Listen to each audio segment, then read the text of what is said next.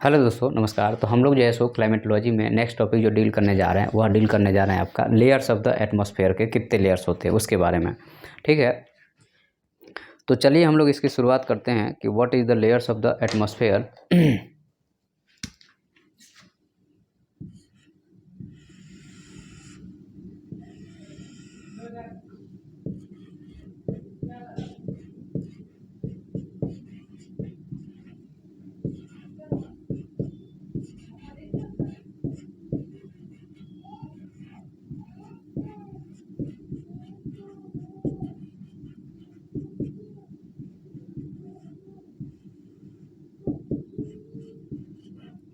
देखिए, जनरली क्या होता है कि एटमॉस्फेयर के अगर लेयर की आप बात कीजिएगा तो अगर हम बात करते हैं यहाँ पे,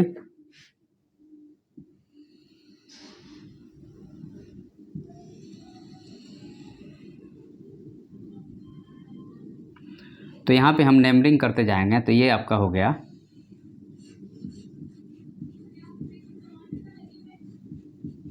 अर्थ,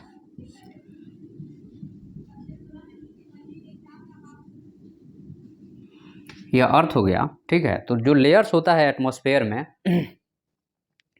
तो लेयर्स की अगर हम बात करें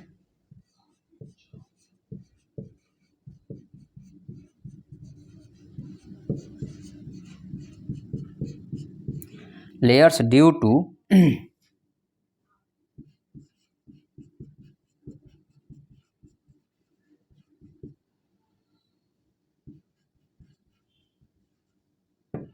लेयर्स जो होगा कहीं ना कुछ डिफरेंस होगा। उसी के आधार पे मान लीजिए कि हम कुछ और हैं, आप कुछ और हैं, तो बात होती है कि यहाँ पे लेयर्स की कि हाँ भाई ये अलग है। मान लीजिए कि आपका यह दो पेन है, तो दोनों की प्रॉपर्टी तो सेम है, तो इसमें डिवीजन नहीं होगा। मान लीजिए यह एक पेन है और यह एक अलग कलर का पेन है, तो इसमें डिवीजन होगा। वैसे ही लेयर्स में आपका चूँकि नेचर बदल जाता है, इसलिए हम लोग जो है सो इसको डिवीजन करते हैं कि हर एक ऊंचाई पे जैसे जैसे हम जाएंगे आसमान में, तो उसकी नेचर जो है सो प्रॉपर्टी बदलेगी। तो प्रॉपर्टी बदलेगी तो उसके आधार पे हम लोग उसका क्लासिफिकेशन करेंगे। तो बस यही है और कुछ नहीं है मेन बात। तो यहाँ पे जो है सो आपको जो प्रॉपर्टी चेंज हो रही है तो वह चेंज हो रही है आपका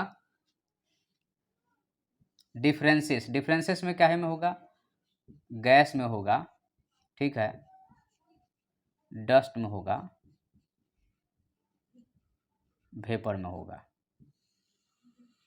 गैस, डस्ट और वेपर में चेंज होगा।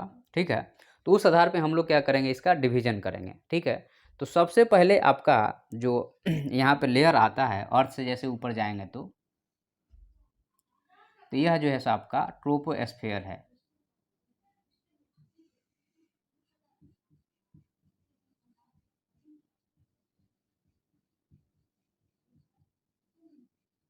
Okay, this is the troposphere.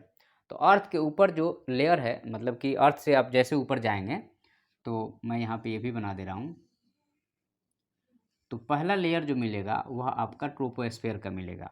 क्योंकि धरती के पास में है तो आपको क्या होगा, डेंसिटी, चूंकि यहाँ ग्रेविटी ज़्यादा है,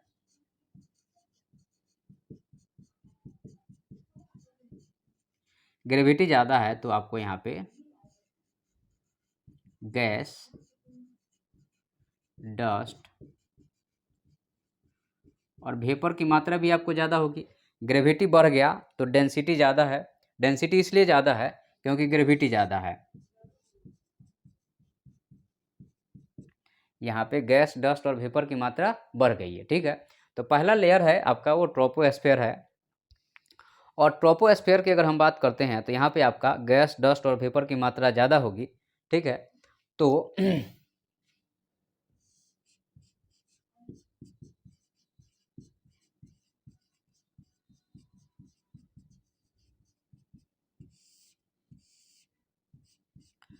तो जो ट्रोपोस्फेयर है ये डेंस होगा।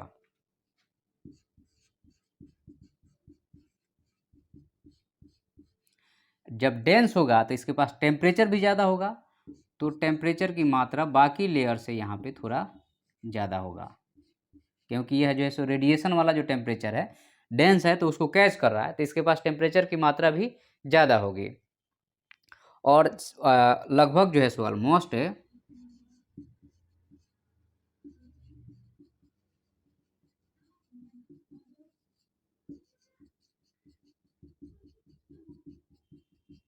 सारे वेदर एक्टिविटी यहीं पे होते हैं, जैसे हवा का चलना हो गया, तूफान हो गया, चक्रवात हो गया, बादल हो गया, वर्षा हो गया, ये सारा चीज़ यहाँ पे चलता है।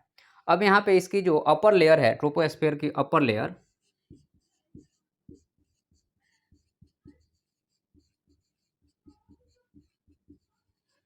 हम लोग ट्रोपोपॉज बोलते हैं। Upper layer of the atmosphere that is the tropopause है, ठीक है। उसके ऊपर जो है सो आपका कुछ नहीं है। तो यहाँ पे मतलब कि उसके ऊपर जो है सो फिर एयर का नेचर चेंज हो रहा है, इसके ऊपर जो है सो आपका स्ट्रेटोस्फीयर हो गया। तो आपका यहाँ पे ट्रोपोस्फीयर में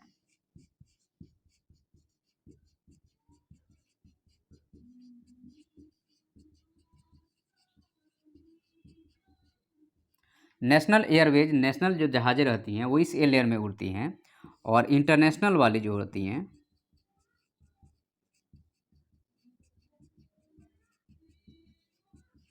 स्ट्रेटोस्फीयर में।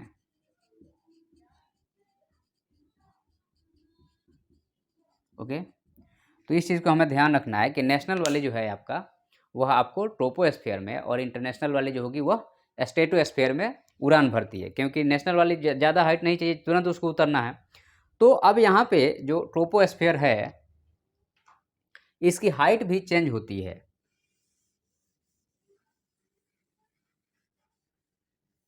ट्रोपोस्फीयर की हाइट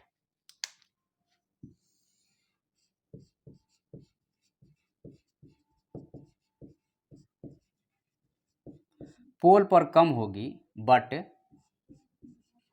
0 डिग्री टू 23 1/2 नॉर्थ या साउथ ज़्यादा होगा, क्योंकि यहाँ से क्या हो रहा है, यहाँ से कन्वेक्शनल करंट उठ रहा है, तो इसको जो है सो एयर को ज़्यादा ऊपर तक ले जाएगा। तो इसकी हाइट जो है सो नेक्स्ट लेयर इसमें हो गया, यह जो लेयर हुआ यह ट्रोपोपॉज हो गया। दिस इज द ट्रोपोपॉज हो गया। तो अब आपका हो गया कि पोल पर जो है सो इसकी ऊंचाई कम होगी, क्योंकि ठंडी है, और हवा जो है सो एक तरह से कहा जाए तो पोल पे हवाएं उतर रही हैं, लेकिन 0 डिग्री और 23 के बीच में सन जहाँ जहाँ भी जाएगा हवाएं उठ रही हैं, तो इसको ऊपर ले जाएगा। तो अगर हम बात करें आपका कि इक्वेटर पे अगर इसकी हम बात करते हैं, तो यहाँ पे 8 किलोमीटर पोल पे है, और इक्वेटर पे जो होगा यह जो है सो 16 से 18 किलोमीटर तक हो सकता है। तो 8 और प्लस 18 को जोड़ के 2 से डिवाइड कर दीजिए, तो 26 का 2 कर दीजिएगा, तो एवरेज हाइट 13 किलोमीटर हो गया।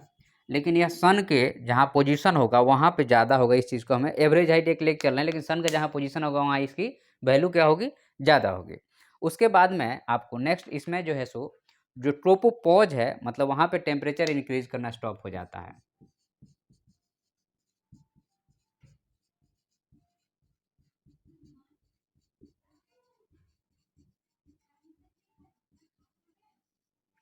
यहाँ पे जो ट्रोपोपॉज है यह क्या है, यह upper layer of the atmosphere है, ठीक है। मतलब अपर लेयर ऑफ द किसका है, ट्रोपोस्फेयर का अपर लेयर जो होगा वह ट्रोपोपॉज हो गया। इसके बाद नेक्स्ट जो लेयर आता है वह आता है स्ट्रेटोस्फेयर। तो नेक्स्ट लेयर जो है सो ट्रोपोपॉज के बाद में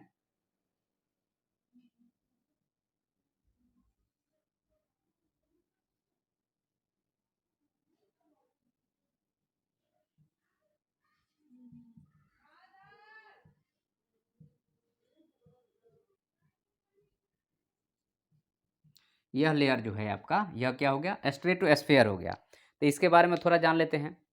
तो ये आपका ट्रोपोस्फेयर हो गया, उसके ऊपर जो है सो स्ट्रेटोस्फेयर हो गया। आपको दिखाई नहीं दे रहा होगा मेरे हिसाब से, चलिए अच्छा है, दिखाई दे रहा है। आगे बढ़ते हैं हम लोग।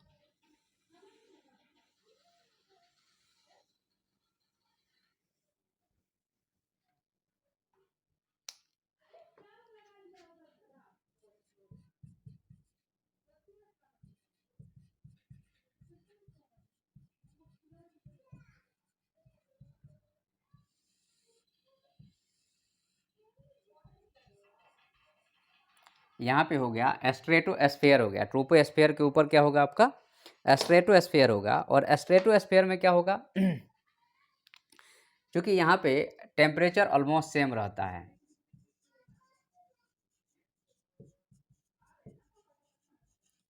टेम्परेचर यहाँ पे क्या रहता है, ऑलमोस्ट आपका सेम रहता है। ओके, टेम्परेचर ऑलमोस्ट सेम रहता है यहाँ पे।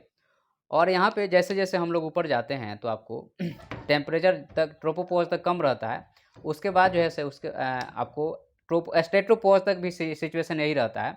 और यहाँ पे आपका अपर लेयर में आ रहे हैं बेटू,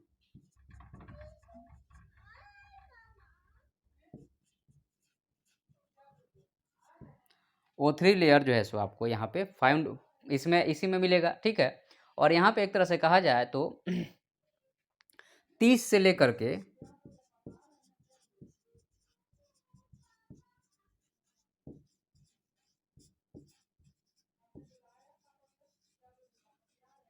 30 से 50 किलोमीटर तक O3 लेयर जो है सो आपका दिन में, हम बता चुके हैं आपको, डे में यह फैलता है क्योंकि ईवी रेज लेकर के यह ब्रेक होता है, और नाइट में फिर जो है सो कॉन्ट्रैक्ट होता है।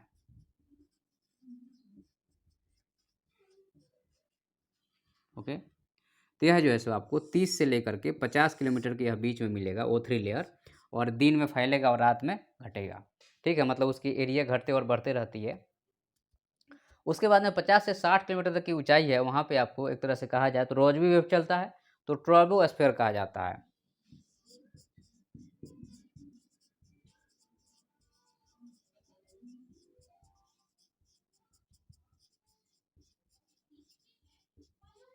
फिफ्टी टू 60 किलोमीटर क्यों कहा जाता है, क्योंकि यहाँ पे रोजबी वेव चलता है,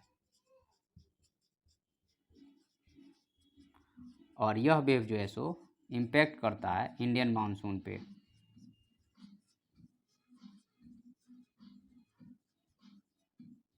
ठीक है, यह इंडियन मानसून पे क्या करेगा, इम्पैक्ट करेगा। ठीक है, तो ये आपका हो गया ट्रोपोस्फीयर। तो ट्रोपोस्फीयर के बाद में जो है सो नेक्स्ट जो इसका लेयर आता है, सॉरी स्ट्रेटोस्फीयर के बाद में स्ट्रेटोपोज आता है, उसके बाद फिर जो है सो मीजोस्फीयर चालू हो जाता है।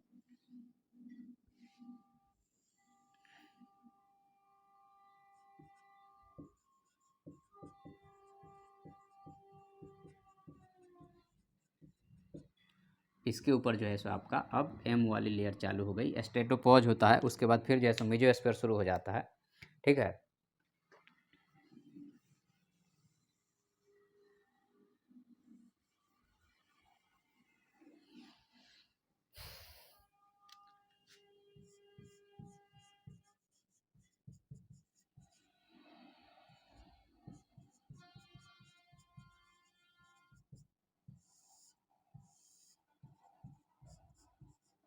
इसके ऊपर आग क्या हो गया, मीजोस्फीयर हो गया। तो जो मीजोस्फीयर होता है तो एक तरह से कहा जाए तो आपको 60 किलोमीटर से अबव में मिलेगा, फिक्स नहीं है कोई।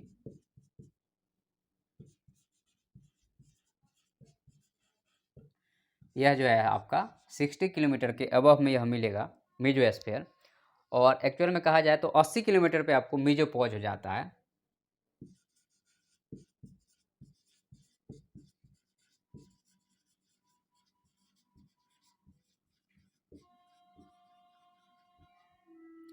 तो 80 किलोमीटर तक आपको, 80 किलोमीटर के बाद में जो है सो आपका मीजोपॉज शुरू हो जाता है, और 80 से लेकर के 400 किलोमीटर की ऊंचाई पे जो है सो आपको आयनोस्फीयर, क्योंकि यहाँ पे आयनाइजेशन होता है। तो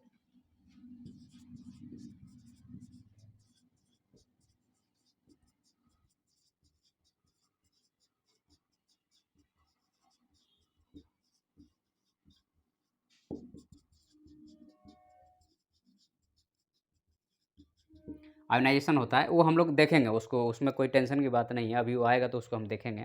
तो यहाँ पे आपको पता है कि आपका जो आयनोस्फीयर है, तो चूंकि सन से जो रेज निकल रही है यहाँ पे आपका,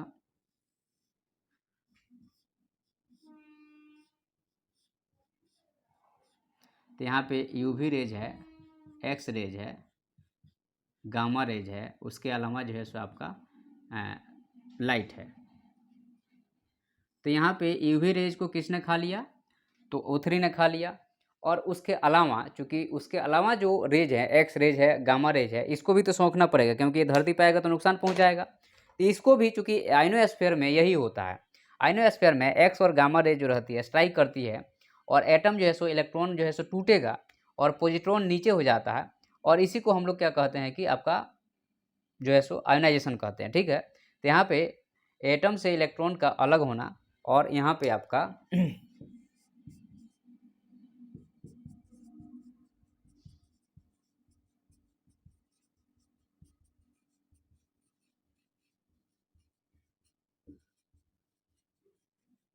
एटम से इलेक्ट्रॉन का तो ऊपर नेगेटिव चार्ज हो जाता है, और नीचे नीचे पॉजिटिव चार्ज हो जाता है। और ये क्यों हुआ? क्योंकि यहाँ पे एक्स रेज जो है सो यहाँ पे आके स्ट्राइक किया, और एक्स रेज वहाँ पे ख़त्म हो गया। तो धरती पे एक्स रेज नहीं आ पाएगा, एक्स रेज क्या रहेगा, ऊपर ही ख़त्म हो जाएगा। ठीक है, तो यहाँ पे इसका एक बहुत बड़ा खासियत है। तो इसके ऊपर जो होगा यहाँ पे यह आइनोस्फीयर होगा।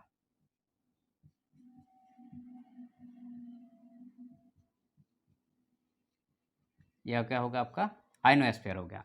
तो आपको ट्रोपोस्फीयर होगा, ट्रोपोपॉज हो गया, फिर मेसोस्फीयर हो गया, मेसोपॉज, फिर आइनोस्फीयर, फिर आइनोपॉज, इस तरह से ये चलेगा। ठीक है, तो यहाँ पे आपको यह जो है सो आपको डे में यह भी फैलेगा और नाइट में सिकुड़ेगा। डे में फैलेगा और नाइट में क्या होगा? यह सिकुड़ेगा। ओके, तो चूंकि यह दिन में आयनाइजेशन हो रहा है तो फैल रहा है, और नाइट में क्या होगा? सिकुड़ जाएगा। तो यहाँ पे एक तरह से कहा जाए तो डे टाइम में जब आयनाइजेशन होता है तो यहाँ पे आपको एक तरह से कहा जाता है, इसको थर्मोस्फीयर कहा जाता है। डे टाइम में ऊपर जो है सो फैलेगा तो ओके, तो इसके ऊपर जो होगा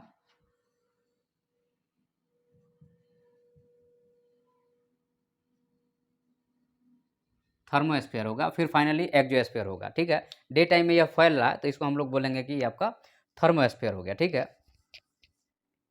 और उसके बाद में लास्ट आएगा आपको एक्सोस्फीयर।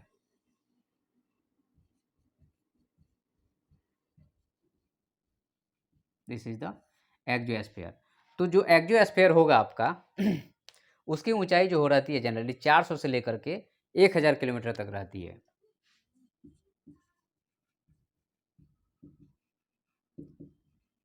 इसकी ऊंचाई इतनी रहती है। ठीक है, तो ये आपका हो गया एक्सोस्फीयर।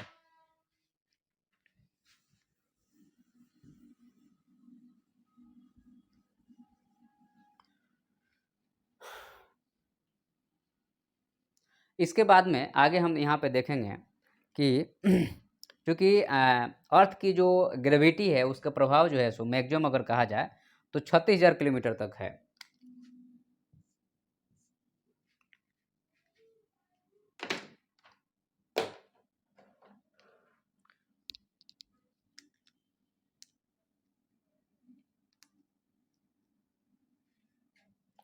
तो यहाँ पे आपका 36,000 किलोमीटर तक अर्थ का प्रभाव है। लेकिन अगर हम बात करते हैं इसके बाद में क्या होगा, इसके बाद जो है सो आपका मैग्नेटोस्फीयर आ जाता है, magnetic properties of the earth आ जाता है। ठीक है, तो यहाँ पे आपका जो magnetic properties of the earth की अगर हम बात करेंगे तो उसकी ऊंचाई लगभग जो है सो आपका मैग्नेटोस्फीयर की अगर हम बात करते हैं तो वो 60,000 किलोमीटर तक रहता है।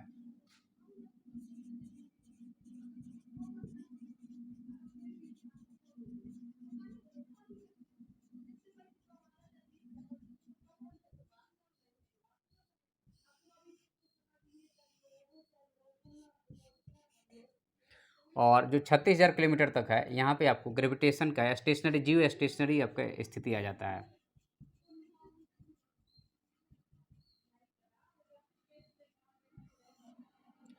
ठीक है, तो आपको 30,000 किलोमीटर तो जियो स्टेशनरी हो गया, और 60,000 किलोमीटर पे जैसे मैग्नेटोस्फीयर आ जाता है जहाँ पे ऑरोरा बोरियलिस, ऑरोरा ऑस्ट्रेलिस जैसी चीज़ें होती रहती है। ठीक है, और हम लोग जो है सो जो सैटेलाइट जो डालते हैं यहाँ तक डालते हैं, इंडियन जो सैटेलाइट डालते हैं वह जो है सो इनसेट की जिसकी बात करते हैं ये यहीं तक डालते हैं, मतलब 36,000 किलोमीटर तक हमारा रहता है। उसके बाद चूँकि ग्रेविटी का प्रभाव कम हो जाता है। ठीक है, और आपका जो आपका जल वाष्प और गैस और धूल कण की मात्रा की अगर हम बात करते हैं तो यहाँ पे आपको ट्रोपोपॉज तक मैक्सिमम रहता है।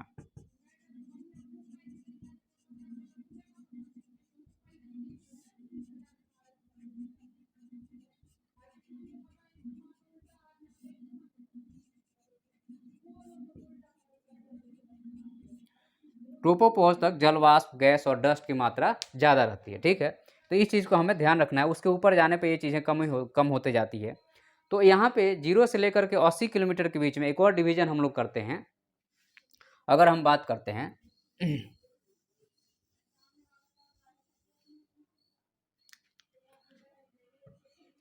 0 से लेकर के 80 किलोमीटर तक, और फिर जो है सो आपका 80 किलोमीटर से अबव जो भी होगा 1000 किलोमीटर या जितना भी कह लीजिए, ठीक है। तो 0 से लेकर 80 किलोमीटर तक, 80 किलोमीटर से लगभग 1000 किलोमीटर तक। तो चूंकि यहाँ पे डेंसिटी 80 किलोमीटर तक लगभग ठीक ठाक मिल जाती है, तो इसको हम लोग बोलते हैं होमोस्फीयर है यह। और यहाँ पे 80 से लेकर के 1000 के बीच में हेट्रोस्फीयर है।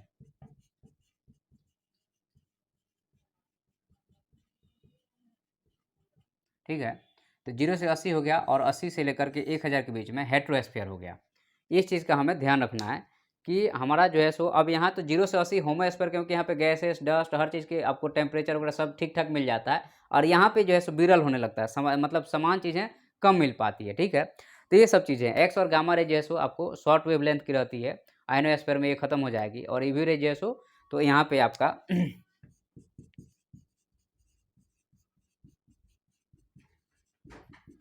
तो एक्स और आपको गामा रेज यहाँ पे ख़त्म हो गया, और ओजोन लेयर है आपका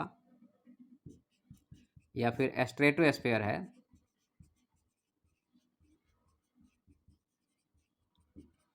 आपको यहाँ पे यूवी रे जो है सो ख़त्म हो जाता है। तो ये आपका जो है सो ओवरऑल था। ठीक है।